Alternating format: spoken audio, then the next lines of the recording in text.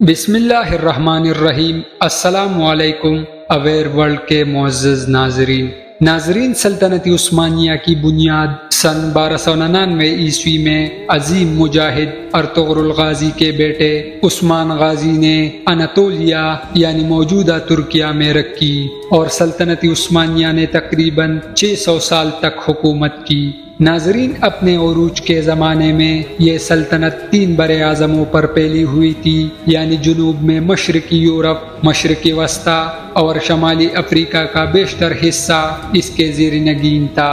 اس عظیم سلطنت کی سرحدیں مغرب میں آبنائے جبرالٹر، مشرق میں بحیرہ کسپین اور خلیج فارس، اور شمال میں آسٹریا کی سرحدوں سلواکیہ اور کریمیا سے جنوب میں سوڈان، صومالیہ اور یمن تک پھیلی ہوئی تھی۔ مالدووا، ٹرانسوالانیا اور والاچیا کے باج گزار علاقوں کے علاوہ اس کے 29 صوبے تھے، مگر اپنے وجود میں آنے کے 318 سال بعد سلطنت عثمانیہ خلافت عثمانیہ بن گئی۔ ناظرین، سلطنت عثمانیہ خلافت عثمانیہ کیوں، کب اور کیسے بنی، یہی ہماری آج کی ویڈیو کا موضوع ہوگا۔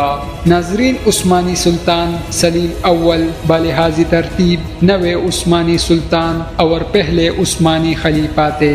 قسطنطنیہ فتح کرنے والے سلطان فاتح ان کے دادا اور صوفی منچ کہلانے والے بایزید ثانی ان کے والد تھے۔ قریب 36 عثمانی سلاطین میں سب سے ممتاز سلطان سلیمان عالی شان المعروف القانونی، جنہوں نے خلافت و سلطنت عثمانیہ کو بام عروج پر پہنچا دیا، جو سلطان سلیم اول کے بیٹے تھے۔ قریب 30 سال حکومت کرنے کے بعد سلطان بایزید ثانی نے اپنے 8 بیٹوں میں سے شہزادہ احمد کو ولی عہد مقرر کیا، تو چھوٹے بیٹے شہزادہ سلیم اول نے اس بات کو ماننے سے انکار کر کے بغاوت کر دی۔ تخت کے لیے جنگ ہوئی تو سلیم اول فاتح ٹھہرے۔ اپنے بھائی ولی عہد شہزادہ احمد، دوسرے بھائی شہزادہ قحط اور اپنے بھتیجوں کو قتل کروانے کے بعد اپنے والد سلطان بایزید ثانی کو دور ایک یونانی جزیرے پر بھجوا دیا، جہاں سے جلد ہی بوڑھے سلطان کو مرنے پر ہی رہائی مل گئی۔ ناظرین، ان تمام ضروری کاموں سے فارغ ہو کر سن 1512 عیسوی میں سلیم اول نے قوم، ملک اور سلطنت کے وسیع تر مفاد میں سلطان بننا قبول کیا۔ ناظرین، سلطان بننے کے بعد 5 سال بعد جنوری سن 1517 عیسوی میں سلطان سلیم اول کی ترک فوج نے مصر کی مملوک سلطنت کی جانب توجہ کی۔ قاہرہ اس وقت مسلمانوں کے عباسی خلیفہ المتوکل سویم کی بدولت دارالخلافہ تھا۔ پھر امت کے وسیع تر مفاد میں کچھ جنگیں ہوئی، خلیفہ متوکل کو قید کر کے استنبول بھیج دیا گیا اور وہ وہاں مرنے سے پہلے قاہرہ والی خلافت بقول استنبول والوں کے انہیں اپنی مرضی سے ہینڈ اوور کر گئے۔ ویسے بھی ٹیک اوور کرنے کے بعد ہینڈ اوور آسان ہوتا ہے۔ ناظرین، اسی دوران قاہرہ میں آخری مملوک سلطان تومان دوم بے کے ساتھ وہ کیا گیا جو ایک سلطان ہی دوسرے سلطان کے ساتھ کر سکتا ہے۔ ترک سلطان سلیم اول نے مصری سلطان تومان بے دویم کا سر کٹوا کر قاہرہ کے داخلی دروازے پر لٹکا دیا۔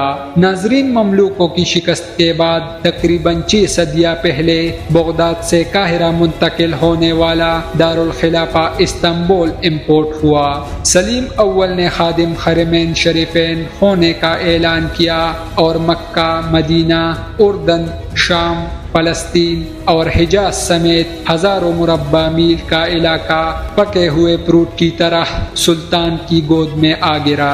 یوں عرب علاقوں میں رہنے والے مسلمانوں کو تقریباً 900 سال میں پہلی بار ایک غیر عرب خلیفۃ المسلمین اور امیر المؤمنین مل گیا۔ جنگ رطانیہ کی تاریخ اسلام میں بڑی اہمیت رکھتی ہے۔ اس کے نتیجے میں صدیوں بعد ایک بار پھر عالم اسلام کی سیاسی و مذہبی قیادت ایک شخص کے اندر مجتمع ہوئی۔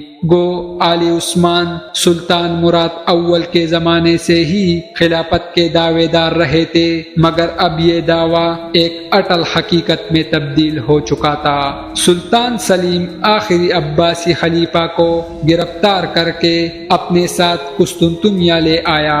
پائے تخت میں ایک تقریب منعقد کی گئی جس میں عباسی خلیفہ سلطان سلیم اول کے حق میں دستبردار ہو گیا، اور اس علامت کے طور پر اس نے رسالت مآب صلی اللہ علیہ وسلم کی تلوار آل عثمان کے حوالے کر دی، اور سلطان سلیم اول، جنہیں سلیم یا بزبی کہا جاتا ہے، پہلے عثمانی خلیفہ اور خادم حرمین شریفین بن گئے۔ ناظرین، اگلے 300 سال تک ڈی این اے، موروثی جائیداد، محل، کنیزوں، سونے چاندی کے انبار اور عظیم الشان سلطنت کے ساتھ ساتھ خلافت بھی نسل در نسل منتقل ہوتی رہی۔ سلیم اول کے بعد 25 عثمانی سلاطین یا خلفاء یکے بعد دیگرے آئے۔ اگر ارطغرل غازی کے بیٹے عثمان غازی نے سلطنت عثمانیہ کی بنیاد رکھی تھی، تو بایزید کے بیٹے سلیم اول نے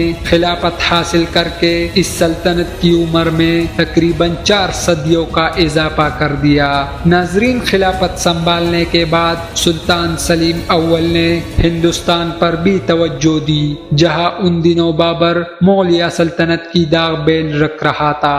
سلطان سلیم نے شوروں میں ایرانی صفیوں کے خلاف محاذ بنانے کے لیے بابر کے دشمنوں کا ساتھ دیا، تاہم سلیم اول نے 2 سال بعد بابر کی طرف توجہ دی اور اس کو اپنی اطاعت قبول کرنے اور خلافت کو قبول کرنے کا پیغام بھیجا، جسے ظہیر الدین محمد بابر نے رد کر دیا۔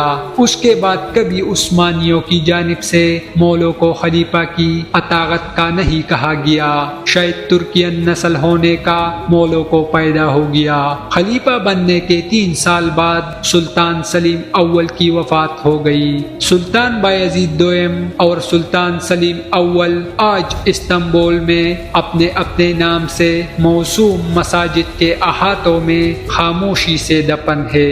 ناظرین، تقریباً 400 سال تک خلافت آل عثمان کے پاس رہی۔ اس طویل زمانے میں کسی دوسری طاقت نے ان کے حق خلافت کو چیلنج نہیں کیا، مگر دوسری جنگ عظیم میں ترکوں کی شکست کے بعد ترک گریٹ اسمبلی نے 3 مارچ سن 1924 کو خلافت عثمانیہ کا باضابطہ طور پر خاتمہ کر دیا۔